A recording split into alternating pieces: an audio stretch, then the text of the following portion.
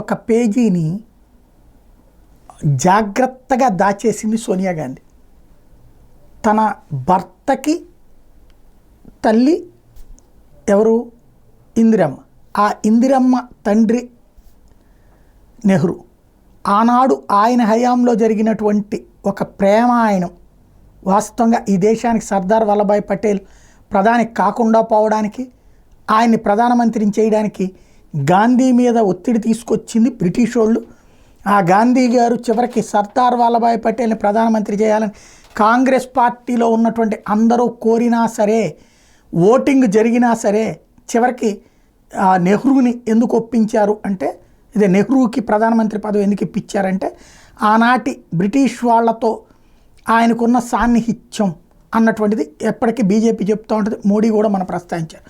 ఇందులో కీలకమైనటువంటి సాక్ష్యాలను సోనియా గాంధీ దాచేసినటువంటి అంశం నెహ్రూ ఎడ్వినా మధ్య నడిచిన లేఖలు ఇప్పుడు ఎవరికి అందుబాటులో లేవు. అయితే ఎడ్వినా కూతురు పమేలా హిక్స్ తదితరులు వాటికి సంబంధించిన పలు విశేషాలు గతంలో పంచుకున్నారు.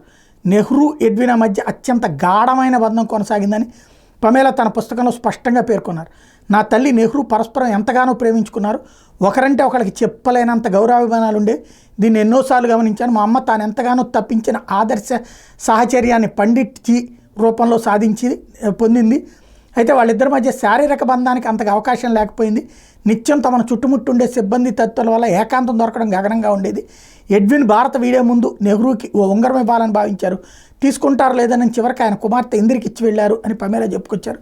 నెహ్రూ తన వీడ్కోలు ప్రసంగంలోనూ ఎడ్వినాను ఆకాశానికి ఎత్తేసిన వైనాన్ని ఆమె ప్రత్యేకంగా ప్రస్తావించారు. అయితే దేశంలో తొలి ప్రధాని జవహర్లాల్ నెహ్రూ లేఖలు ఇప్పుడు తాజాగా మరొకసారి వార్తలకెక్కినాయి. స్వతంత్ర పోరాట సమయంలో పుంకానుపుంకాలుగా ఆయన రాసిన లేఖలు అనంతర కాలంలో ఎంతగానో ప్రసిద్ధి చెందితే, బ్రిటిషర్ల చెరలో జైలు జీవితం అనుభవిస్తూ కూతురికి ఇందిన రాసిన లేఖలైతే సంకలనాలుగా వెలువడి ఎంతో ఆదరణ కూడా పొందినాయి.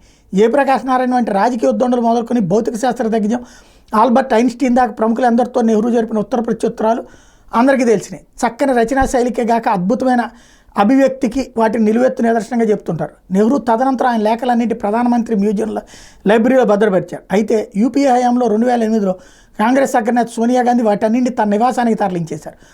ఇప్పుడు రాజకీయ రగడకి అదే కారణం. నెహ్రూ లేఖలతో కూడా ఏకంగా 51 పెట్టెల్ని సోనియా తరలించేందుకు వెళ్ళారన్నది భారతీయ జనతా పార్టీ చేస్తున్న ఆరోపణ.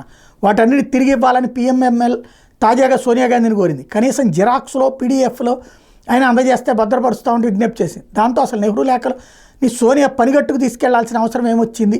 అందుకు ఎవరు అనుమతించారు? 16 ఏళ్ళుగా తన వద్ద ఎందుకు ఉంచుకున్నారు? ఎందుకు తిరిగి ఇవ్వడం లేదు? అంతగా దాచాల్సిన అంశాలు ఆ లేఖల్లో ఏమున్నాయి వంటి అనేక ప్రశ్నలు తెర మీదకు వస్తుంటే వీటికి సమాధానంగా అన్ని వేళ్లు నెహ్రూ ఎడ్వినా లేఖల మీదనే చూపిస్తున్నాయి. ఎడ్వినా నాటి వైస్రాయ్ లార్డ్ మౌంట్ బాటన్ భార్య. ఆమెకు నెహ్రూకి మధ్య చాలా సాన్నిధ్యం ఉందంట. నిజానికి బహిరంగ రహస్యమే. అప్పట్లో రాజకీయ వర్గాల నిత్యం అందరి నోళ్లలో నానిన అంశం కూడా అని చరిత్రకారులు చెప్తుంటారు. నెహ్రూ ఎడ్వినా సాన్నిహిత్యానికి వాళ్ళ నడుము సాగిన లేఖలు అద్దం పట్టే.